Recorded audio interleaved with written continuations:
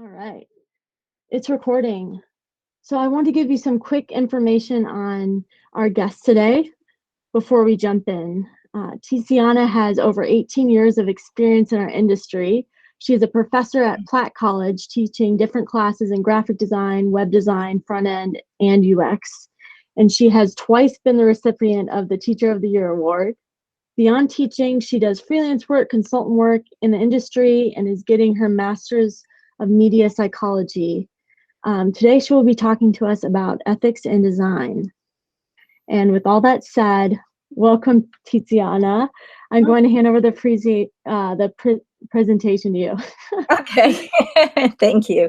Thank you, Rachel, for this great introduction. Like she said, my name is Tiziana, and don't worry, it's not going to be a pop test at the end asking you to remember it. But what I do want to talk to you guys about, and hopefully you remember it, is about ethical design as far as user experience is concerned. And especially, I want to focus on how do you teach your clients, or how you tell your boss that ethical design is actually good for business. So it's not just a humanitarian thing that we do for our clients or customer, but it's actually good for business. So hopefully I'm going to be able to give you some tools on how to convince your boss. So I will first start talking a little bit what I mean for ethical UX design. I will give you a few examples of what I think is bad UX design, and then we're kind of going to look at how can we fix it, how can we do this better, and how can we convince our bosses so that everybody can design better. So if you have any questions, just write, I don't know, ask Rachel if you want to put it in the chat or any other forum, but I'm definitely going to be happy to answer any question at the end of the presentation, unless there is something absolutely urgent, and I'll be happy to stop. And Rachel will monitor, so she's going to tell me if there is anything really important. So I want to start by saying that I think all of us became user experience professional, or at least thinking about becoming user experience professional, because we care about our user, we care about our customers, and we want to help them and enable them by creating delightful experiences and possibly even making a positive impact in their life. In fact, we know that good user experience is the driving force behind the success of a product. So when we design or create experiences, we have a lot of diagram or rules, and every designer uses a slightly different one, but we usually are trying to get a pleasurable and meaningful experience to our user. We talk about human-centered design and design thinking, and we really giving our best. However, unfortunately, lately, I think that UX start getting a bad name. And this is because a lot of companies are using our expertise and our knowledge to create really poor experience. And in fact, not only poor experience, but actually malicious experience, in my opinion. So the user are lost in the mix. And now we see this dramatic transformation. So instead of talking about good user experiences, we talk about user exploitation. And instead of helping and enabling user, a lot of companies are deceiving, manipulating, and exploiting users. Now, this is definitely a problem. And again, it's not just because it's unethical and not moral, but it's affecting businesses on where it matters, which is the wallet. So, but before we even start, what is ethics? How can we define ethics? Now, this is a huge question, a question that's been debated since basically the beginning of humanity. There is no one perfect way to describe it, but I think most people will agree that it is a set of moral principle or guidelines or rules. They are specifically defined so that you can live in a group in peace, hopefully. However, there are philosophers that spend their whole life talking about ethics and understanding ethics. So we're going to look at a much smaller view of ethics. So we're worrying about ethics only from the perspective of businesses, management, design, and development, because honestly, that's what really matters to us. So the first thing I would say, if you wanted to, think about ethical design, it would be do no harm to your customer. And if you remember one thing about this presentation, that should be it. Just like doctors have their oath at the beginning of their career, designers should consider that. Do no harm and think about what possible consequences your design may cause. So I would say that the duty and responsibility of a designer is to treat others, and that means your boss, your colleagues, but especially your user, with fairness and respect, and placing the customer well-being above the business profit.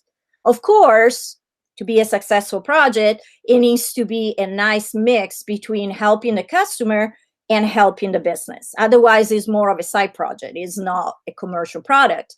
But if there is a conflict, the customer well-being should be first. So what is ethical UX design? Or even better, what is non-ethical UX design? Unfortunately, there are not super strict rules about that. So there are definitely some attitudes and some behaviors that are 100% unethical, and I think everybody can recognize them, including the customers. And there are behavior and designs that are 100% ethical. However, most of the time, we're going to find ourselves in the middle, like in the gray area or light blue area, right? And that means that either there is no very strong definition, or they may be ethical depending on the context. So it may be okay to do it in one circumstance, it may not be okay to do it in another one. So, but important, first of all, to recognize what's absolutely not ethical. So, for example, this is a perfect example of that gray area I was talking about. So this is a picture from a shopping site that sells some kind of shoes. Now, if you look at this page, everything looks great until you get to the bottom of the page, and then you see two buttons. One of them is green, pointed to the right, and the other one is basically a ghost button pointing to the left. Now, if you read the small text, you notice that the green one says add to basket with insurance. And the other one, it says add to basket without insurance. And in fact, they even spell, did I spell it correctly? No, they even spell insurance wrong. But so at this point, is that an ethical design or not? And there are, obviously different opinion. In my personal opinion, this is not very ethical.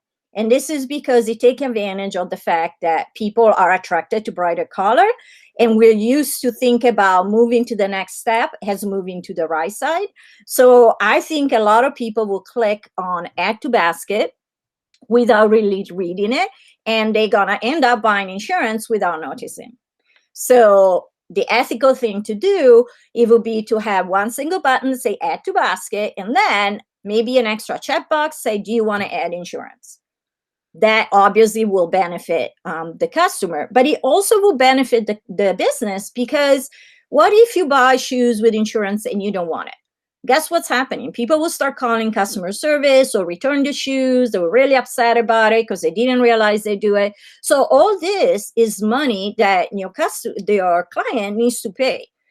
Money for calls, money for reorganizing the inventory if they return the product. So at the end, not only is an unethical thing, but it also damaging for the business. So what are some of the things that we know for sure are wrong? Well, I will say that there are two flavors of unethical design. They're easily recognized: dark patterns and data mining. You're probably familiar with the terminology of dark patterns. Sometimes they're called misleading patterns. There are a lot of different names. But the name dark pattern came from this guy right here, Harry Brignol, I think you pronounce it, which actually created a site called darkpatterns.org, who physically organized them and gave them a name. So what are dark patterns? And this is really important to understand, because a dark pattern is not a mistake. It's not text that was written wrong because I didn't know how to explain the concept clearly. The idea of a dark pattern is that is a design pattern that was created deliberately with the specific purpose of getting the user to do something that they did not want to do. So it's not a mistake, it's done absolutely on purpose. He classifies a lot of them. I'm going to mention just a couple that I think you'll be familiar with. So those are two sets of mobile ads. If you ever surf the web on a mobile phone, you know exactly what I'm talking about, right? So why are those dark patterns? Well, first of all, the one on the left, the three screens on the left, notice where they have the close button. Now, it's very high contrast, so it's easy to see. However, most people would expect the close button to be on the top left. So it could happen, depending on what site this popping up on, that user will not be able to find it. And the other one is even worse, because the area that you need to click to close the ads is that little tiny X on the top left. And I know if you try to do that, there is a very high chances you end up clicking the banner. And that's not you. The reason that is because the hit area for that button is really, really small. And the banner is 100% clickable, which means if you barely miss the clickable area, you're going to end up clicking on the ad, which means the company get a click and get money, even though you didn't intend to do that. So this is what one of the type of dark pattern that would have been called like a bait and switch. Basically, you try to do one thing, but then a different undesirable thing happens instead. For example, this is the website from Quartz. It's some kind of journalistic site. And in fact, they are proud to say that they have a mission. They want to support journalism with a mission. So like many other those sites, they will say, well, help us, and becoming a member. I did consider doing that. And there is a beautiful blue button that say become a member. Now, what my expectation were clicking that button, that will show me what kind of membership are available.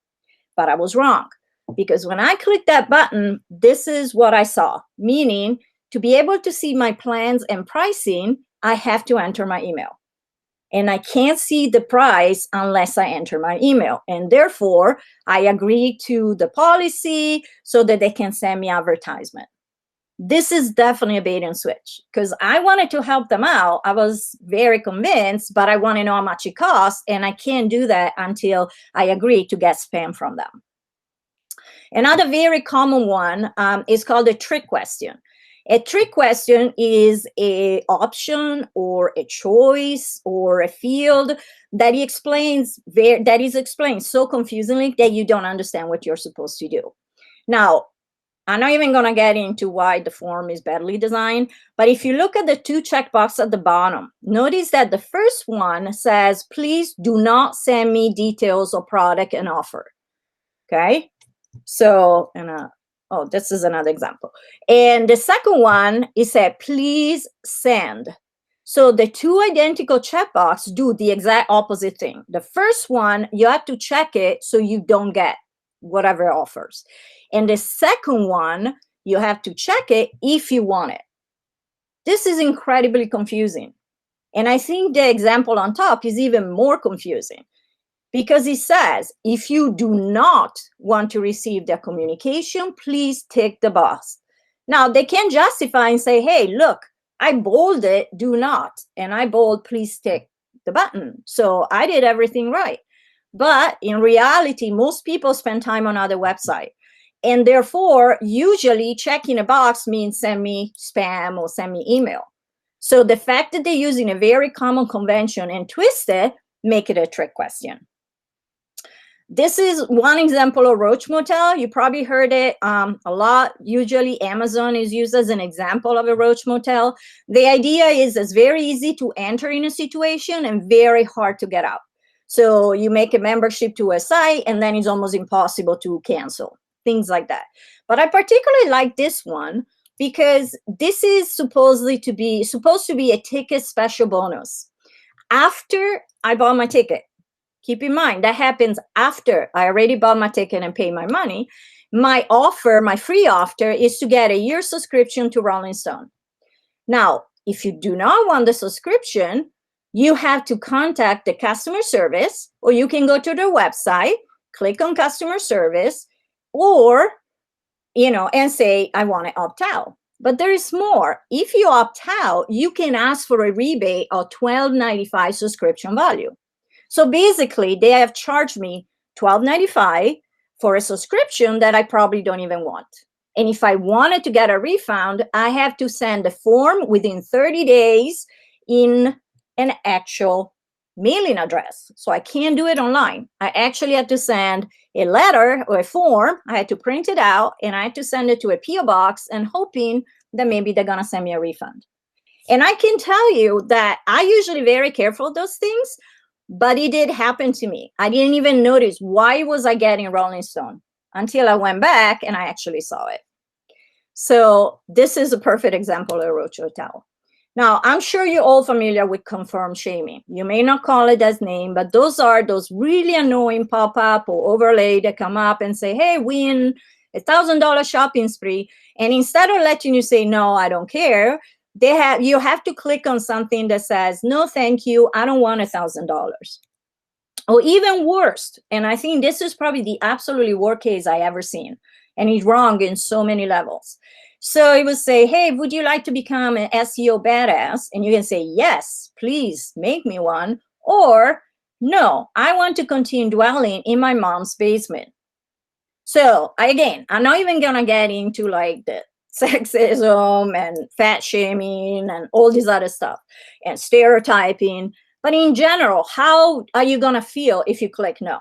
Even if you know this is just stupid and they just said it for making you feel bad, you're still going to feel bad. Okay, or guilty or something, like you're missing out. Now, I apologize for the really bright green color. That's not my fault. If you're actually gonna show up, let's see, hopefully. And so the problem with this guy right here is, you guys can still see my screen because it looks like it's frozen. Yes, here we go. So this is Robinhood. You probably heard about Robinhood because of the GameStop thing that everybody was betting on GameStop. But actually, I want to mention another things that are even more problematic. And in fact, Robinhood has been dinged by it, by government. So Robinhood is a site that makes investing really easy. Okay, it's commission-free investing, all the tools you need. In fact, they made it so easy that almost looked like a game. And that attracted a lot of first-time investors. And those first-time investors, obviously, are usually people they don't have a lot of knowledge. The average age of people from customer or Robinhood is really low. And one other thing that distinguishes them is because they're very inexperienced, they make a lot of trades. Now, if you ever kind of wanted to invest in in trade or things like that, you know that having a lot of frequent trades is not a good strategy. It's impossible to beat the market. But because of the inexperience, a lot of people do that. Now, you may think, oh, that's not a big deal. Why is that a bad pattern? Well, turn out the Robinhood makes money with every single trade the customer make. And obviously, it doesn't say anywhere. Because it says, sure, they have, you have no commission, but they don't tell you, but every time you share and you trade, I'm going to get money, which is why, in my opinion, is a bad pattern. And in fact, I wasn't the only one because they were forced to actually change the policy and be upfront on how they made their money. Now, those are, again, just a few of the dark pattern. You can read more on the website. But I also want to talk about data mining because this is becoming a huge problem. So the idea of data mining is basically you tricking your user to give you more information than they ever wanted to. Either they notice it or not. So, for example, I don't remember which site it was, but I say, hey, to keep reading this story, get the free app or log in. So I was like, okay. That means that either I open an app and I download it, or I have to sign up with Google and Facebook. And as you know, Google and Facebook, they make their money by selling personal data and advertisement. That's how they make their money. So you don't have any option to log in unless you're using Google and Facebook, and therefore you share all your private information with them. Other example of data mining is that forms, they ask you way too much information that's absolutely not necessary. So if you look at this particular, for this particular form, notice that obviously asks you some important things like your payment, your credit card number, expiration, but then they also ask you your first name, your middle name, your last name, your address, your town, your PIN code, your telephone, your email. And a lot of time, all those fields are mandatory.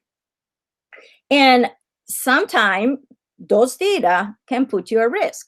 And one other big problem of this is that a lot of companies just collect a bunch of data by default, but they don't do anything with it.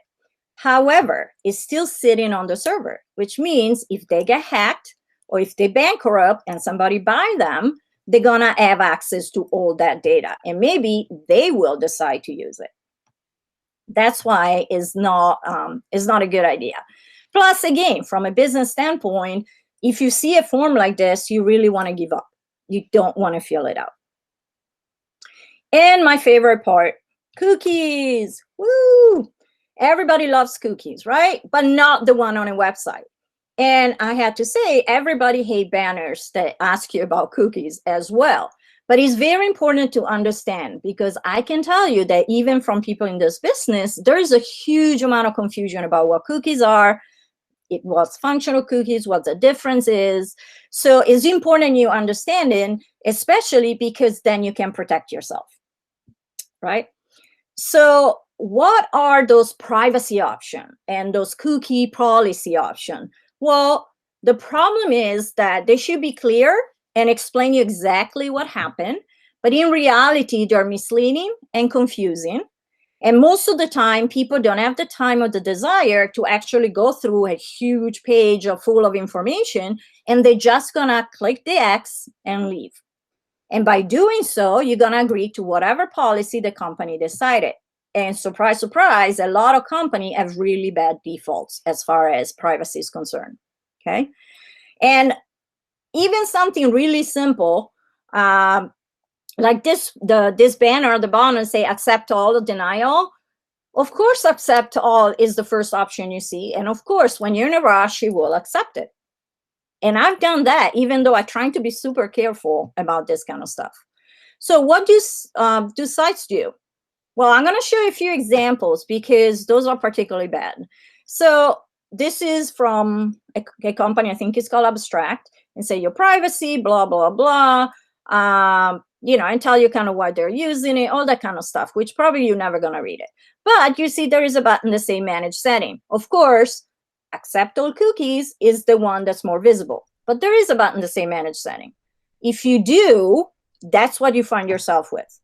So you have something called by your privacy, you have strictly necessary cookies, performance, functional, targeting first party, targeting third party. What the heck are those?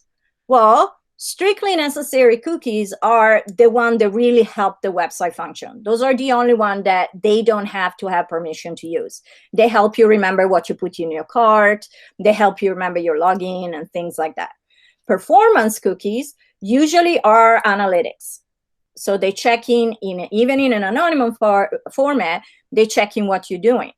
Functional cookies are cookies that may enhance the functionality of the website, but again, they're gonna remember where you are, your location, that kind of stuff. And targeting cookies, either for first party or third party, are the one they're gonna track you and sell you personalized advertisement. So if anything, always turn off targeting cookies, unless you want to be followed, of course, right?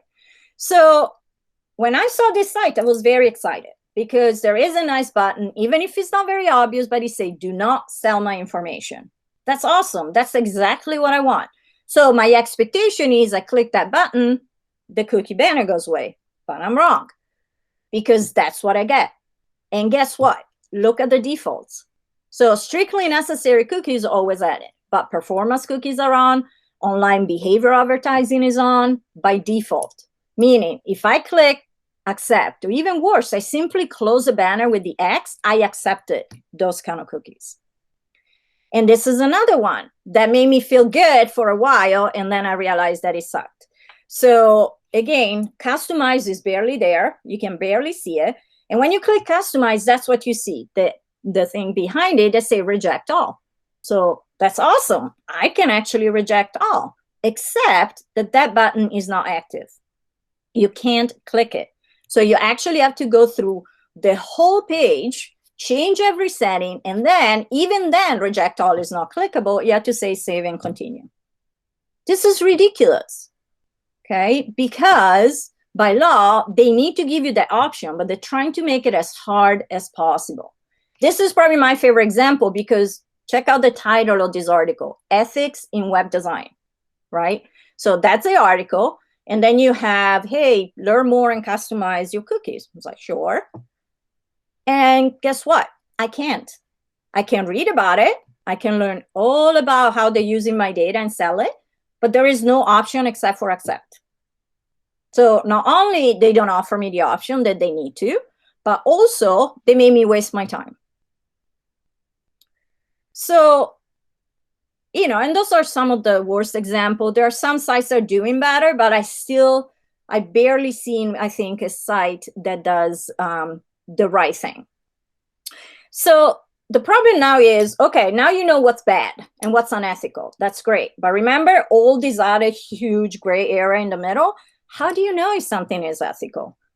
Because sometimes you may have to deal with ethical dilemmas. And I can tell something really basic about design ethics.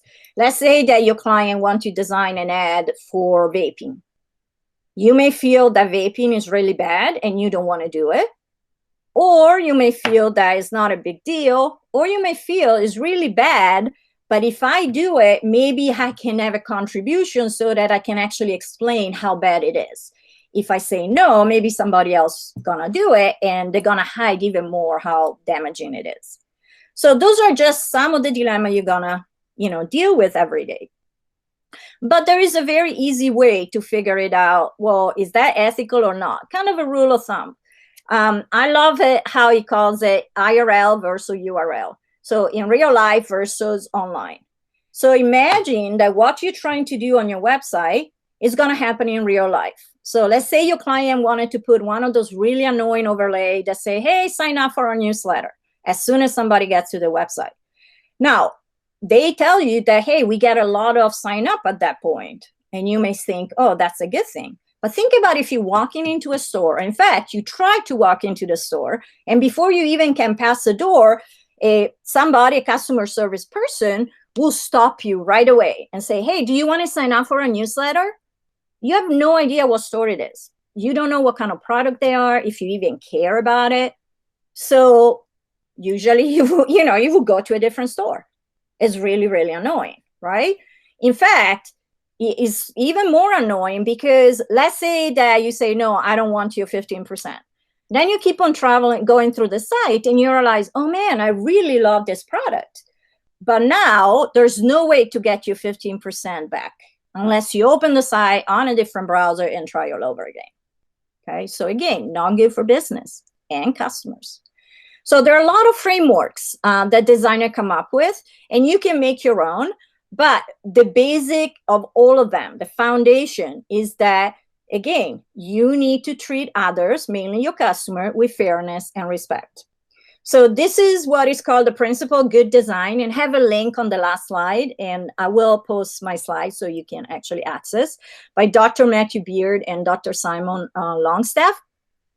And they have a few rules that say, well, just because, all before you can. So just because you can doesn't mean you should. Non-instrumentalism. So people shouldn't be just a number or part of the machine. Self-determination. That means let the user decide what they want to do. Obviously, responsibility. And this is one of the hard ones because you want to try to anticipate what is going to happen. Think about social media, right? Social media have a lot of very positive things that it brought. And it brought connections and a lot of positive, but it now is also bringing a lot of negative. So even though originally it wasn't designed necessary for being a really bad technology, there are a lot of unintended consequences tied to it. And then, of course, maximize the good and minimize the bad, fairness, accessibility, purpose. So all those things are, again, something that maybe you want to do a poster or something, have it in front of you. But if you want to do something really simple, just ask yourself those 4 questions. And I think that those 4 questions would actually gonna be a really good guidelines. So the first question you want to ask is, why am I making this decision? Am I trying to make my boss happy, or am I trying to make my customer happy? Of course, ideally, it should be both. Like I said before, if your product doesn't make money, it can't benefit anybody because it's not going to survive, okay? And if there, like I said before, if there is some kind of conflict, the customer should come before the business. And then you want to think about it, who benefits from this decision? So let's say that, yes, I'm doing this design because it benefits my business, but does it also benefit the customer? Or it only benefits the business and not the customer? What are the consequences? And again, think about also long-term, not just short-term. What's going to happen to the customer, to the business, if I do this design? And probably the most important one, would I want my loved ones to use it? When you design something, it's like, would I be okay if my wife, my husband, my girlfriend, my friend will go to that website and get tricked? Would that be okay?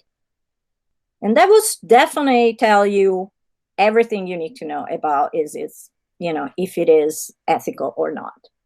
Now, this is a perfect example of unethical stuff. So again, this is another one of those really annoying pop-up that comes in. Now, fortunately, they decided to get rid of it. So if you go to Fast Company now, that part is gone. But notice how tricky it is to find the X. The X is, or closing, is right on top of the text versus there is this beautiful big round Facebook icon, same exact color, the X right on top. In fact, there is even a little bit of a bump that points to Facebook. So I wonder how many people click that instead of clicking the X. And then, of course, let's learn about our policy. Let's see what their policy as far as privacy is concerned. This is what you get. You get zero control unless you live in California or you're a European. Now, as we will see in a second, California has one of the strictest privacy law in the United States. So it tells you that as a California customer, you have a bunch of rights. And notice that little tiny blue here in the middle, very, very hard to see. This is where you can click to details and how to opt out, which is a right if you live in California.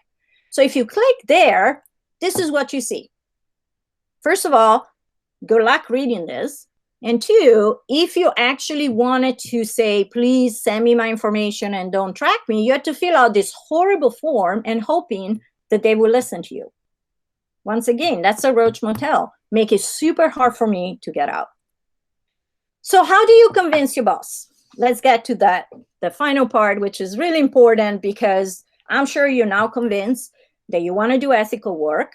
But a lot of time is not the designer idea to do something unethical. They may have a lot of pressure from their boss or their marketing department or so on, right?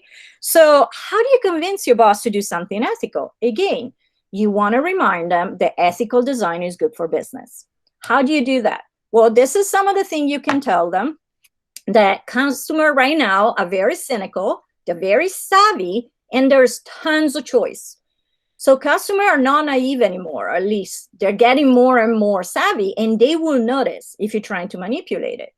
And this is important because customers have a lot of power. They can write bad reviews. Obviously, they can shop somewhere else. Also talk about the buyer remorse and more returns. So if you sneak in that insurance in your shoe purchase, maybe I'm going to return the whole shoes because I'm so upset about it. Or at the very least, I will call customer service, and that will cost money. And the hidden cost of manipulation is also that once the user realizes that you are manipulated, customers are 100% disgusted by it, which means you pretty much lost any chance to do business with them. Right? Now, those are, I'm also going to show you some practical things in how you can explain that there is a great return of investment in ethical design. You're going to have both lower expenses and increased revenue. And any business person loves lower expenses, increased revenue. But how can you calculate it? Well, as far as the expenses is concerned, you can have fewer complaints. That means you don't have to answer that many calls. If you make a big a big mix-up, you're going to have to spend a lot of money in PR to try to fix and adjust your reputation. Also, you may need fewer programmers' hours because you don't have to fix things that were not done right the first time. How do you increase revenue? By using ethical design? Well, you're going to have more loyal customers. You're going to have a higher customer value.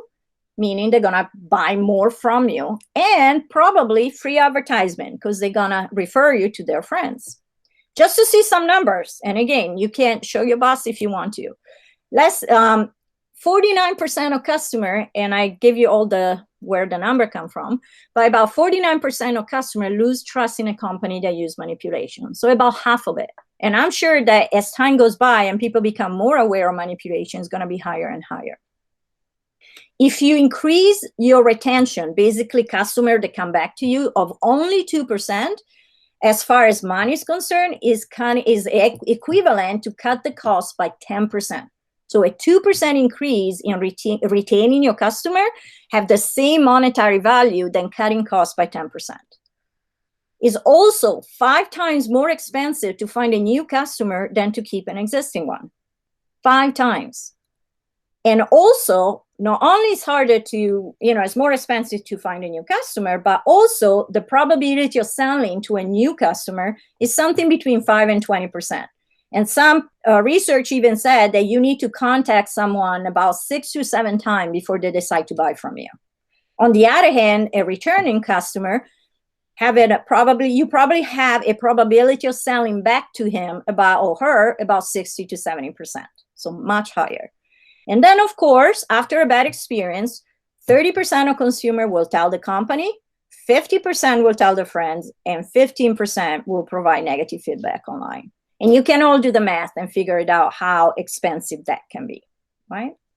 So this is just a really basic graph. I know it's not very fancy and sophisticated, but the number behind, they were really interesting. So in 2019, there was this company, Watermark Consulting, figured out how much more money company that really cared about the customer experience, including the digital experience, how much more money they made compared to people that didn't care, company didn't care. And you can see that CX leaders, meaning company that really care about the customer experience, made 183% more.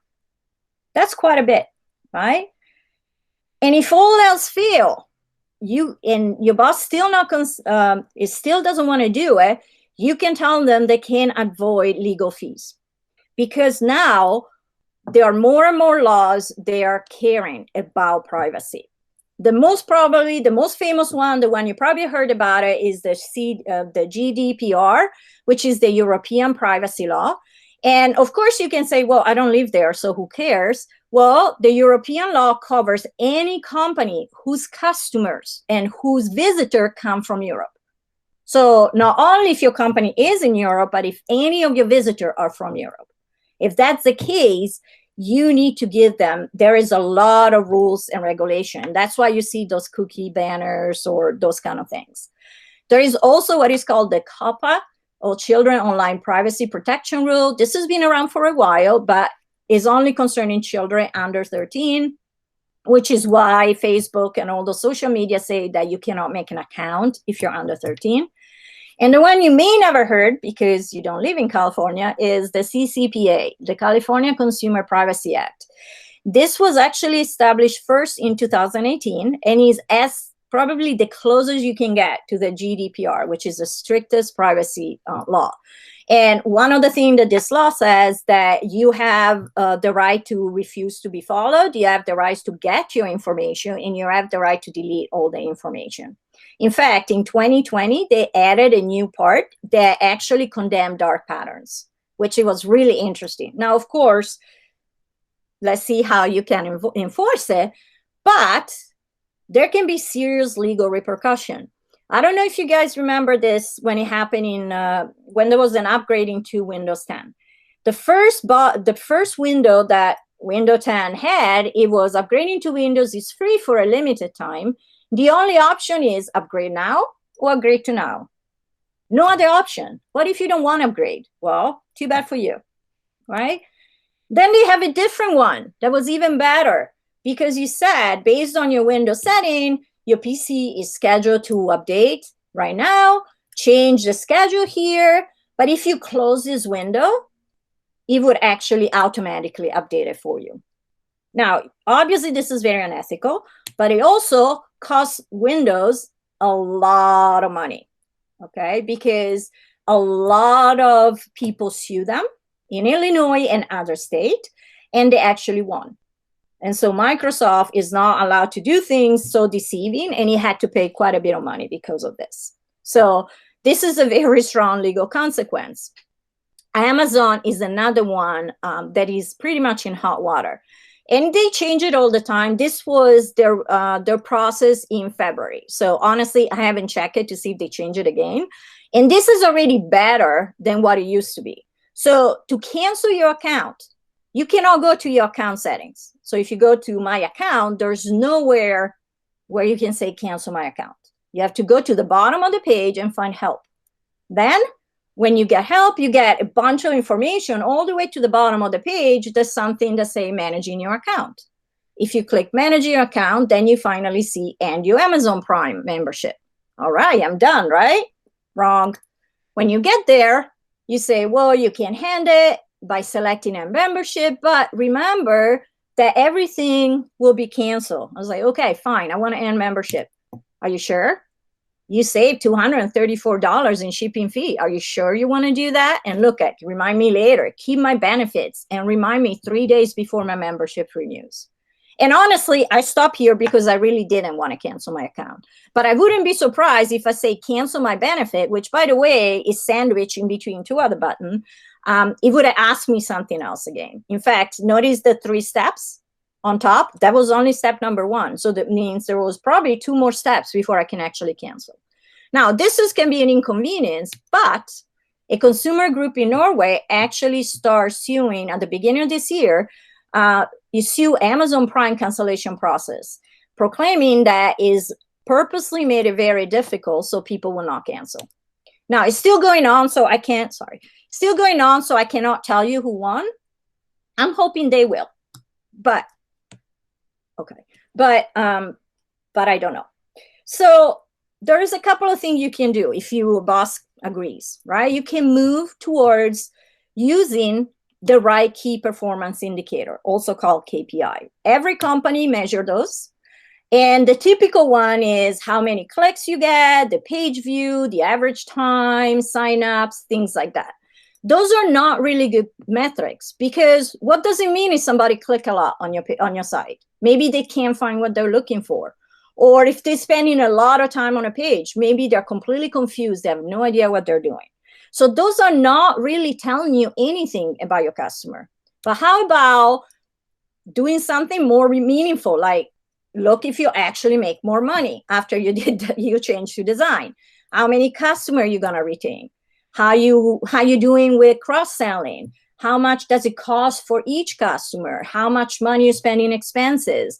How big is your bounce rate? So all of those things give you much better information about your customer than clicks or sign up to a newsletter. That means nothing, because a lot of people sign up and never open it or unsubscribe right away. So if you want to plug in some number, I'm just going to give you a very practical example. I don't know if it's 100% true or not, but let's assume it is. So let's say your call center have 200 calls in a month, and then you get, meaning about 16.6 hours for each employee to answer those calls, right? So if you consider that your hourly rate is $25, which is very generous, you will say that for each person, you pay $415 just for answering calls.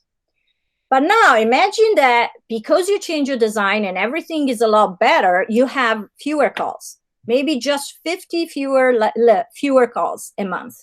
That means you're saving about 4 hours. The hourly rate is still the same, but the monthly cost is only $300. So per employee, you're basically saving $100 a month just by having a better design. This is another example. You're doing some kind of really big redesign. And again, you're thinking about ethical design, make it easier and better experience. So let's say that before you redesign, you had a 10% drop-off rate, people that didn't complete the purchase. And after the design, let's say you have 8%. So you actually have an increase in drop-off. Remember we talked about it before? So let's say that you generally have 1,000 people coming to your page every month. The average order is about $55, and you get usually 10% profit on per order, and you pay $1,000 to redesign and make it better like you did. Okay. Now, to calculate, you have to figure it out. Okay, when are you calculating this result? I decided I'm going to calculate it in 3 years.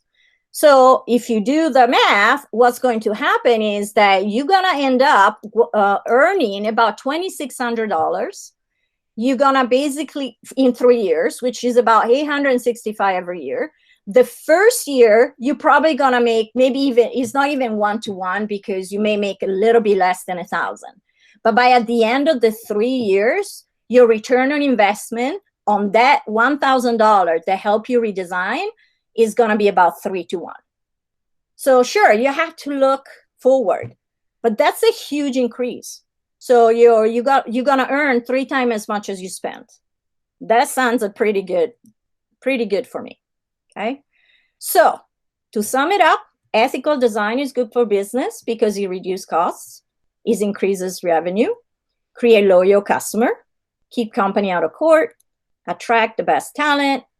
And when using ethical design, right now, it is a competitive advantage for your company, but very soon it will be a requirement. And you're going to be way ahead of the curve if you start now. Couple of resources for you guys in case you want to learn more about ethical design. Those are 4 excellent books that I strongly recommend. I don't get any kickbacks. I just think they're amazing. Click and User Experience Revolution. They're both created by, written by Paul Bog, which is a great person to follow. Those are 3 of the most popular ethical design frameworks. So this was the Principle for Good Technology, Ethical Design Manifesto, and Privacy by Design. And those are 3 of the people that are really talking a lot about ethical design. So Paul Bog, sorry, I don't know how to pronounce it. He's really, really active. Again, he wrote 2 books about it, but he also have a very interesting newsletter. They have a lot of really good information on his site. Luke Wroblewski is actually being involved with front-end development since the beginning. He's the one that, if you develop a website, created the mobile first idea. And he is very active in creating ethical design.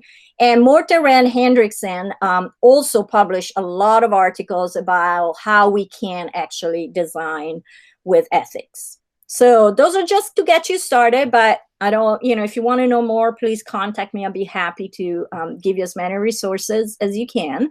So I hope that by now you understand that ethical design is a good idea, not only for customer, but also for business. So go ahead and do something great. And with that, I'm going to thank you guys for bearing with me and listening to this presentation. This is my LinkedIn address. Honestly, I'm not very active on social media, so LinkedIn is the best way to get hold of me if you need to.